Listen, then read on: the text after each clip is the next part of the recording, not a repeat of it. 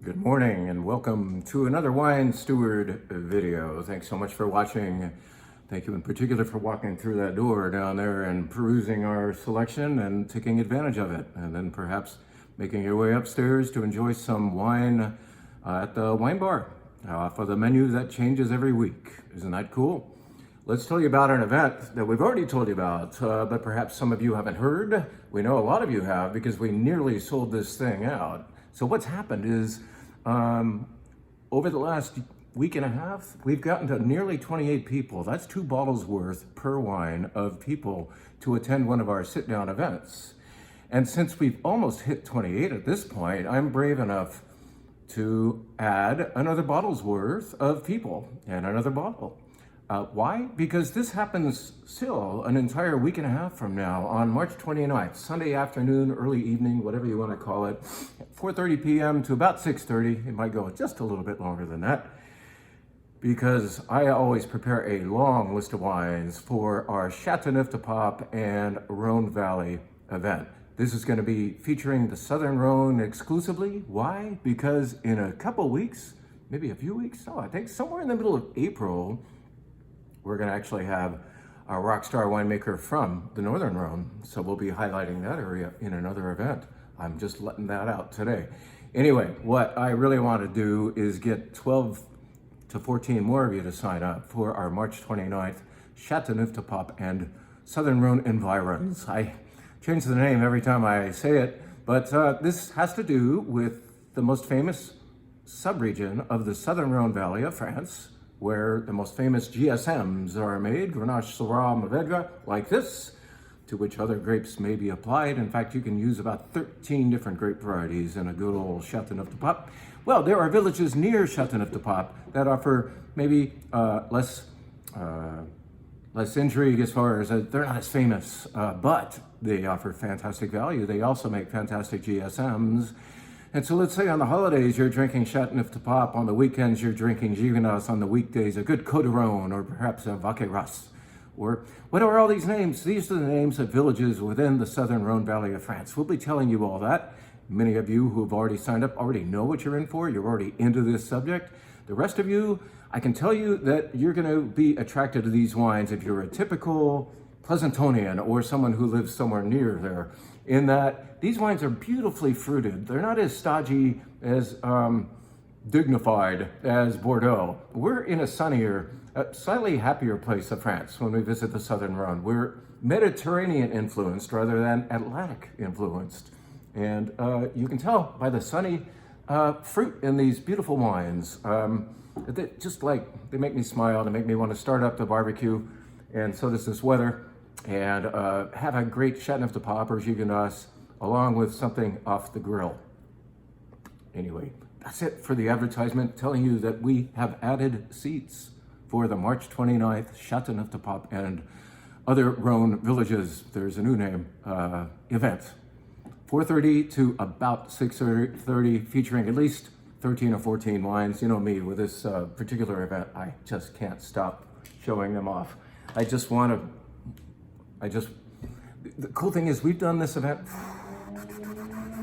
I think for 21 years now, somewhere in there. That is cool. And it made me think about how long we've been doing other things around here, or maybe how things have changed around here. 26 and nearly a half years we've been hanging out in downtown Pleasanton, thanks to you. Your love of wine, your sense of wine wonder is persistent. Even though some people go and some people come, we managed to attract enough people over the years, whether they are heading off to Boise and Reno and such, and we have to say a fond farewell and a thank you, or they're coming into town and they're just discovering us. The group, fortunately, remains about static in size, of people who appreciate what a wine shop like us is trying to do, show you something new and different. And yet things keep changing. I thought, what are we going to do with this video besides tell you about the Chateauneuf event? I'm going to just reflect a little bit. You know what our best-selling wine type used to be as far as white wine goes? This. You recognize that? A lot of you do. A lot of you love it. And a lot of you used to love it and now drink something else.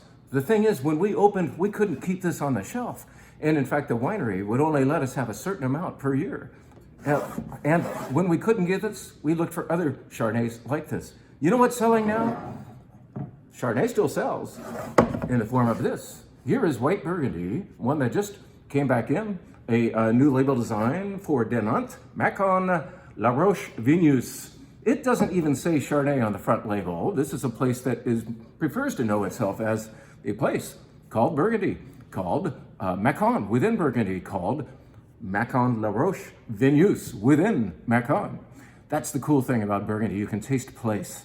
They don't really talk much about the grape Chardonnay necessarily, even though that's what white Burgundy is typically made of. And this is what so many of you have gotten into over the years. I mean, we still sell some of this, but man, it kind of trickles out of here now, and this stuff flies out of here. It also costs less.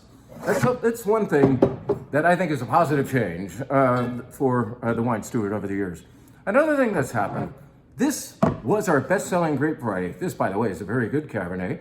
This Cabernet Sauvignon from Sequoia Grove is just up here to say that it used to be our best-selling grape variety. I don't know if it still is.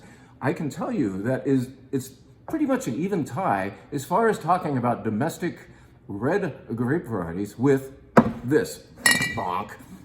This is from the Santa Cruz Mountains. It's one of many Pinot Noirs that we can't keep on the shelf. This is one of those more ethereal, thoughtful styles from the Santa Cruz Mountains called Assiduous, and we've carried it before. This is to say it's back in. This is also to say that tastes change. Maybe the movie Sideways had something to do with it, but so many of you have broadened. You haven't necessarily abandoned Cabernet, but you've broadened beyond it, and now you drink Pinot Noir as well.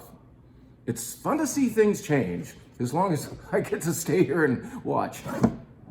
What else has happened? How about this? You know, so many of you used to drink sparkling wine only on special occasions, and now look at us.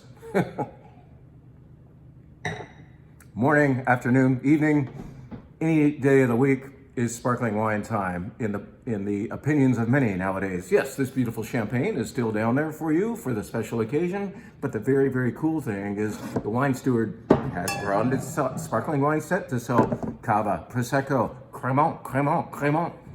This is a Cremant de Limoux that's actually on the wine bar menu this week.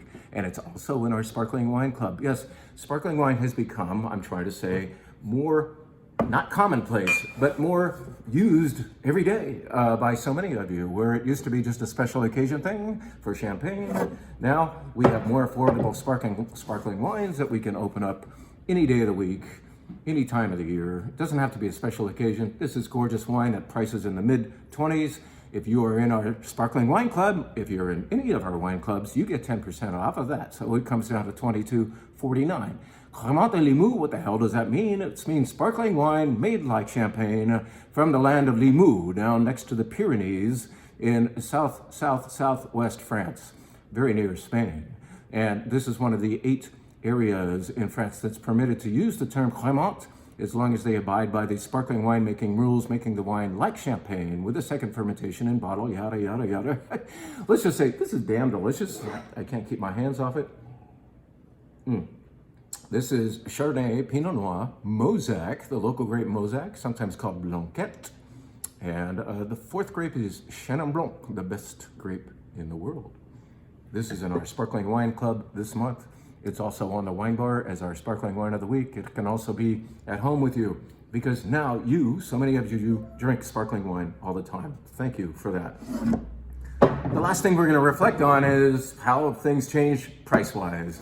We used to sell a grape called Assyrtiko as it came from the beautiful island of Santorini in the Aegean Sea. Yes, Santorini, part of Greece, is now so visited by those cruise ships that the price of Assyrtiko from Santorini has gotten ridiculous. You have to spend white Burgundy prices a lot higher than the white Burgundy I was just showing you for good Assyrtiko from Santorini. Why? Because it's a closed economy. There's just one island with not a lot of vines on it, and now all the tourists know about it. So they're buying these over $50 Assyrtikos from Santorini, and we're not. But we still like Assyrtiko, so we go to the mainland for this. We go to Peloponnese, another part of Greece, for a damn good Assyrtiko that price is just a little bit over $20 and well under $50, of course, for good Assyrtiko. Is it Santorini? No, sorry, but it's freaking delicious. And it is also appearing on our wine bar flight. The white flight